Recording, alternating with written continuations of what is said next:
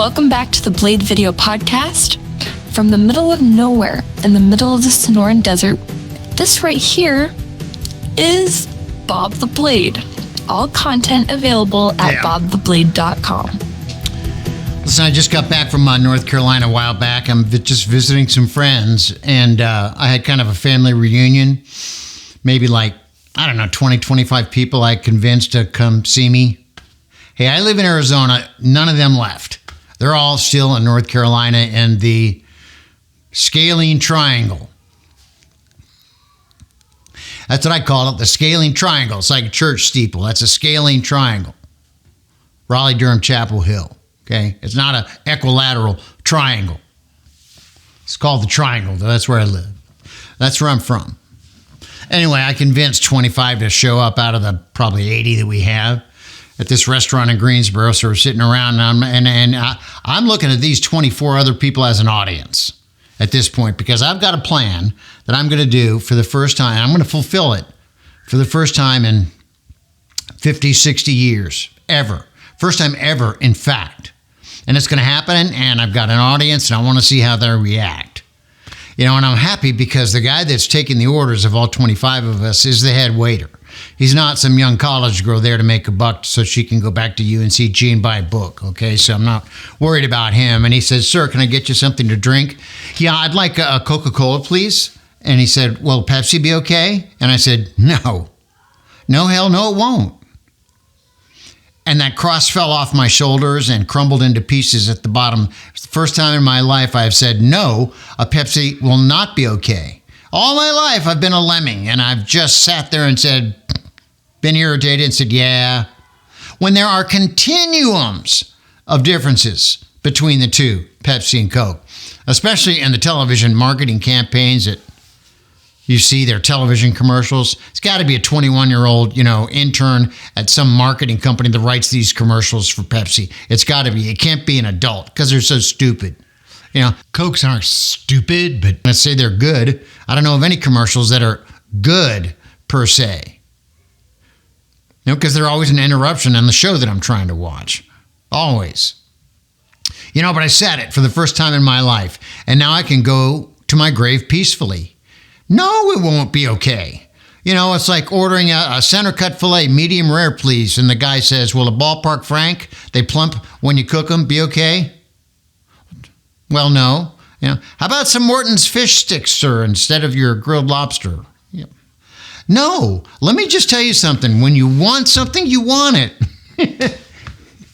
It's that simple. When you want something, that's what you want. And when does it ever happen? It's always Pepsi or Coke. It's always Pepsi and Coke. And they go half and half. They're all over the world, but Pepsi doesn't sell nearly as many as Coca-Cola does. And so I got to thinking about that, when I was walking out of there after I got a couple of laughs, some nervous giggles from some people, some hands in people's heads because they expected that kind of thing from me. People looking out the door pretending they're seeing something that's not there. I was thinking about it. It's like, how have they kept that freaking secret of the formula of Coca-Cola all of these years? I'm going to guess Coke came out in 1940. I don't have any idea. And this is how they do it. Two people. Two outs. Two people in the world have the formula for Coca-Cola, sworn to secrecy. Now, who can keep a secret? But when one of them retires or dies, they recruit one more. So only two people in the world know the formula, and they've been sworn to never, ever tell anybody the formula of Coca-Cola. So far, so good. Amazing. You can't tell me that some old guy decides he's going to retire and then they replace him with someone else, and he doesn't go loose-lipped all over the place going in his senility and his dementia. Maybe he'll forget. Maybe he will have his dementia and he'll forget. What if both got dementia at the same time? Then you're in big trouble. Now nobody knows the Coke formula. Then you make something up like whatever it was that thing they did in the 80s. Coca-Cola New Coke. What was it? I don't know. And then now it's Coca-Cola Classic. But I got to thinking about that afterwards. I did some thinking. You know, and speaking of TV and commercials, because I was there for a couple of moments.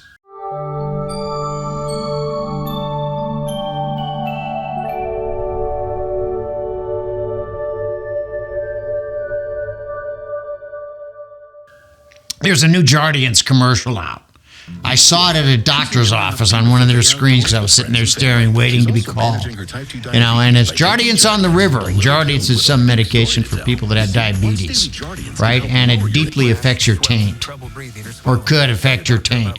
I read that in the captions and possible side effects. And they have to say anal and genitals. The announcer's got to read that like 2 or 3 times because it's in the commercial 2 or 3 times, you know, just to... Doctor about lightheadedness, weakness, fever, pain, tenderness, redness, or swelling between the anus and genitals. You may have increased...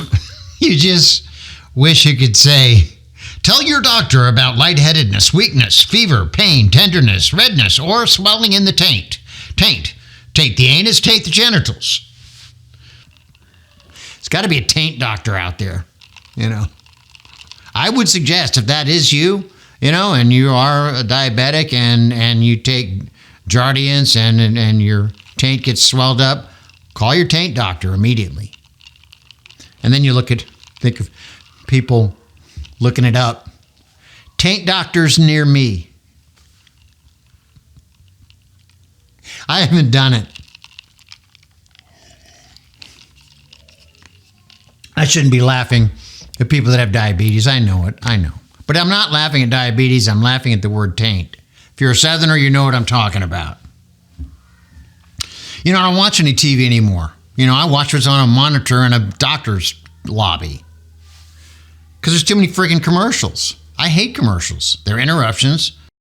I only watch Netflix because there are no commercials. So that's what I do. And I've been watching this Turkish one now. It's called The Town. And they have this guy there, Poppy. What's his name? This Turkish director. I can't ever get their names right. It's Cillian Bergen or something like that. I know it's got all these symbols on it, you know. So what's that say? What are its contents? Language, nudity, sex, smoking, violence. That sounds about right. And I don't know what his name is, doesn't matter. But through him, a crop of younger director-producers is coming up. And then Turkey is making some hellish series and movies now. They don't excel in the humor aspect of it at all, like the Indians do. The Indians make great movies too, but they're always funny to me. They make me laugh. Turkish people, dead serious, hits you right in the heart. And it's these guys that find $12 million and they got to split it evenly or come up with some kind of a plan because it's owned by some mob. Mob is out there looking for their money. That concept, but it's fascinating. I once watched, and this is what turned me on to Turkish movies. A guy falls in love and in his apartment. He's a genius math teacher, falls in love with his neighbor who's abused by her husband. She kills him accidentally. He goes over, knocks on the door, and says, I'll take this over. And he covers up the scene, cleans the crime scene, figures out all the details, and frames himself when it comes down to it. The police come over and question everyone, and he frames himself. And in the end, after watching it for like a month, it took me a month to watch it. I watch about 20 minutes at a time in these serious things. They find him guilty. He has framed himself. Nobody can understand throughout the course of this entire series why he framed himself. For love? Who would do that? This Turkish movie, this fascinating concept. And so the final scene is him, this math genius, sitting in his jail cell with chalk, writing down numbers and solving a math problem on his prison cell wall. And the idea is he'll be happy as shit to spend the rest of his life in a jail cell solving math problems. Some of them take 3-4 years to solve. There are guys out there that do that. I didn't know that. Who thinks of that? The movie's called John. Fascinating. Take a look at it. Watch it. I suggest it. There's no commercials in it. The guy is not in love with a woman. He's in love with math. You know who's really cool and lives around here? You see him all the time doing something or another. He's in commercials constantly. Is Alice Cooper. And I always laugh when I think of that cat because he's the guy that came up with this line that I love. And I'll always remember this line. Life is an AA meeting and a round of golf.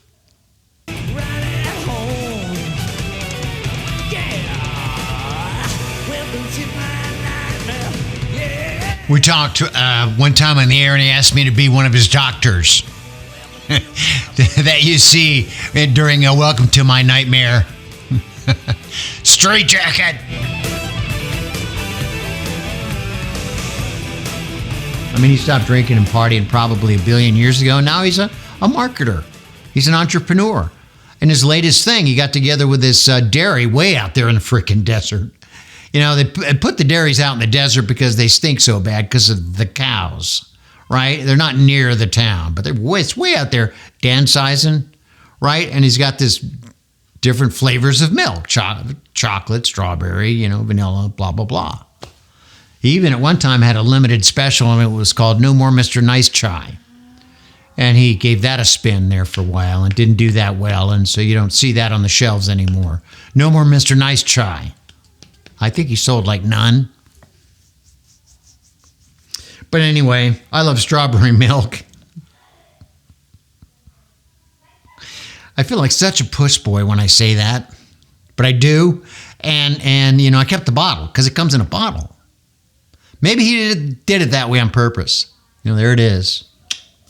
Love it. I'll have it forever for life. Alice Cooper, I played in a golf tournament with him, I don't know, 5-6 years ago, and he won it. He's a good player. He doesn't have the prettiest swing in the world, but you don't have to. You just have to win, right? Isn't that it? I was in it. I played in it singly, just me, and I came in 10th. Played well that day. 76 I shot.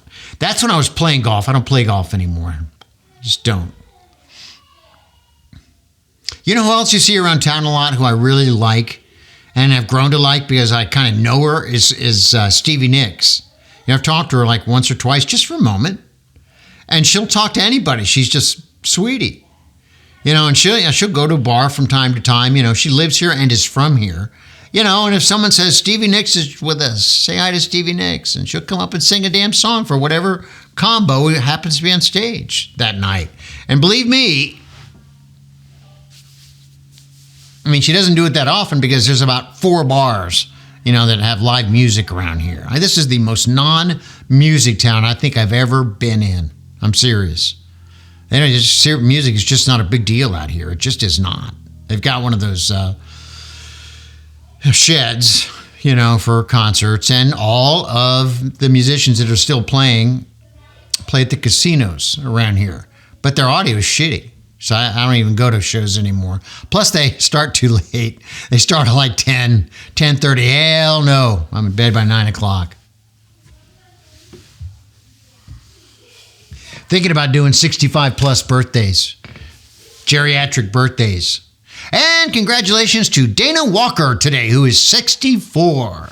Congratulations. You made it to 64, Dana. Very, very good.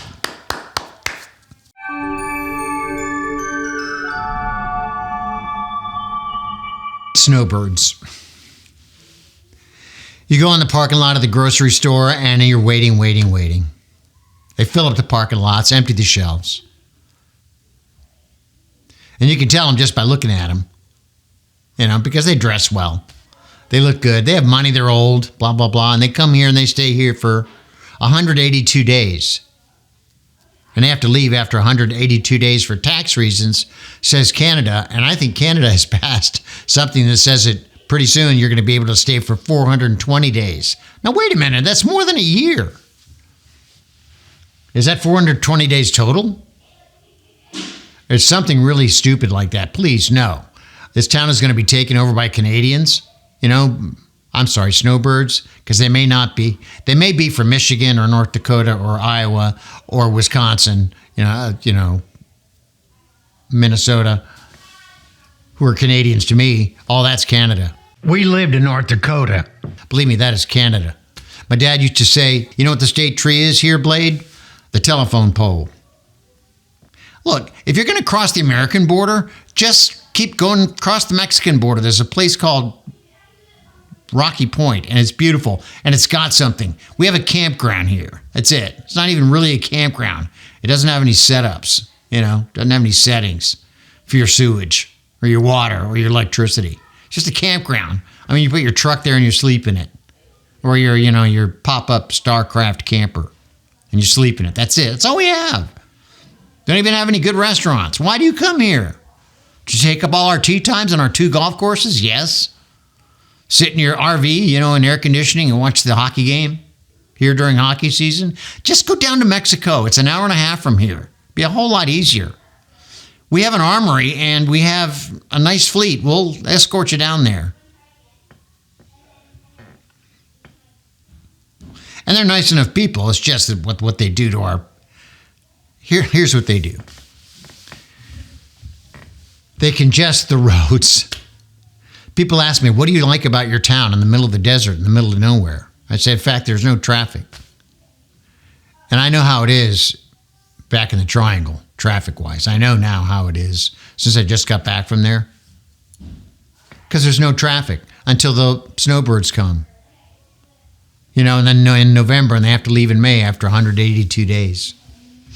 Fuck.